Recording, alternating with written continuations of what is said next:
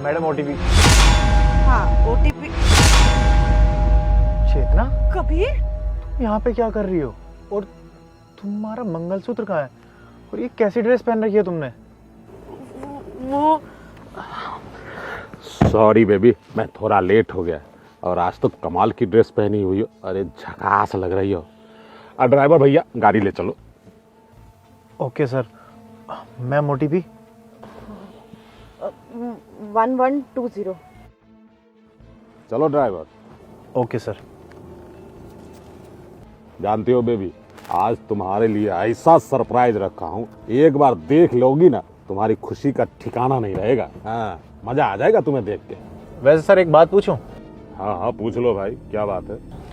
क्या लगती है आपकी ये मेरी गर्लफ्रेंड है।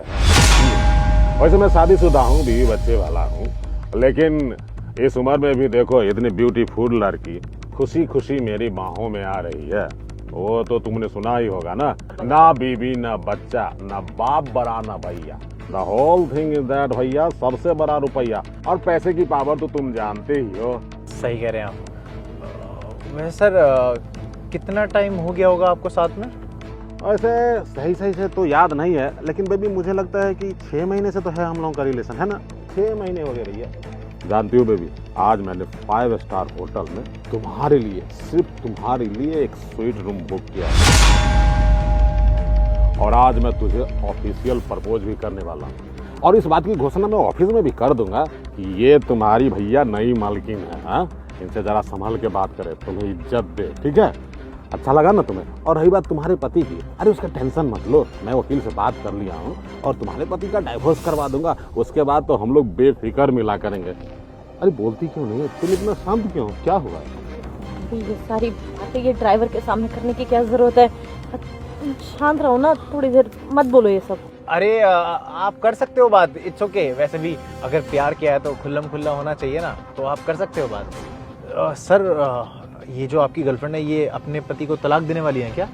अरे तलाक नहीं भी देना चाहेंगी ना, मैं दिलवा दूंगा ना, क्योंकि ये अब मेरी है, इसको मैं किसी और को थोड़ी होने दूंगा। और तुम्हें पता नहीं है, अरे इसका पति ना ये एक नंबर का भिखारी है।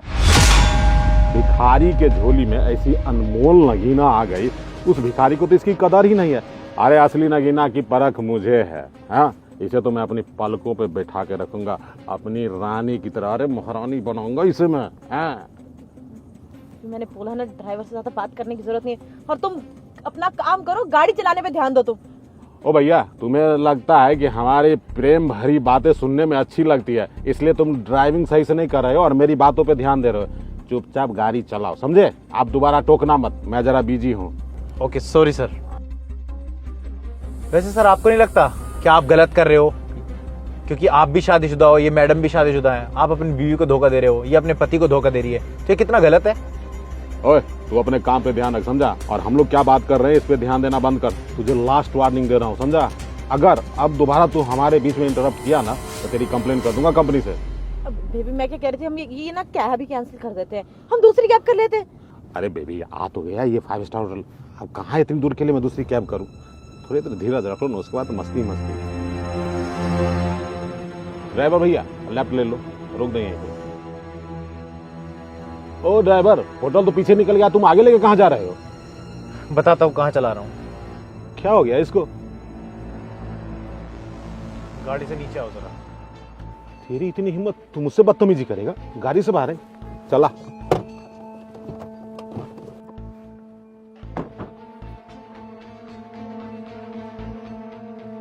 तेरी समस्या क्या है? मैंने तुझे कहा था होटल पर रोकने के लिए और तू कार यहां लेके आ गया, क्या प्रॉब्लम है तेरी? समस्या तो ये बताएगी, क्योंकि ये तेरी गर्लफ्रेंड नहीं, ये मेरी बीवी है। तुम्हें शर्म नहीं आई? तुम मेरे होते हुए तुम अपने बॉस से चक्कर चला रही हो, और जब मैं तुम्हें कहता था कि मैं तुमसे प्यार करता हूं, तुम रात रात भर गायब रहती हो, बुढ़े के साथ घूम रही हो। तुम्हें पता है आज तक जो तुमने कहा है ना, मैंने चाहे कहीं से उधार मांग के लाके दिया हो तुम्हें, बट कभी किसी चीज के लिए मना नहीं किया। ये तुमने सिला दिया मेरे प्यार का। और तुमने क्या कहा था? लव मैरिज करनी है, घर वाले नहीं मान रहे हैं, भाग के शादी की ना। मैंने भी सब कुछ छोड़ा है, अगर तुमने छोड़ा है तो। अभी तो पैसे नहीं है, मैंने गाड़ी ली है, मैं कैब चलाता हूँ। किसके लिए चलाता हूँ? तुम्हारे लिए चलाता हूँ, नहीं तो मैं 20-25 हजार की नौकरी घर में बैठ के भी कर सकता था। और तू खुद तो शादीशुदा होकर ये काम कर रहा है, दूसरों का परिवार क्यों बर्बाद कर रहा है?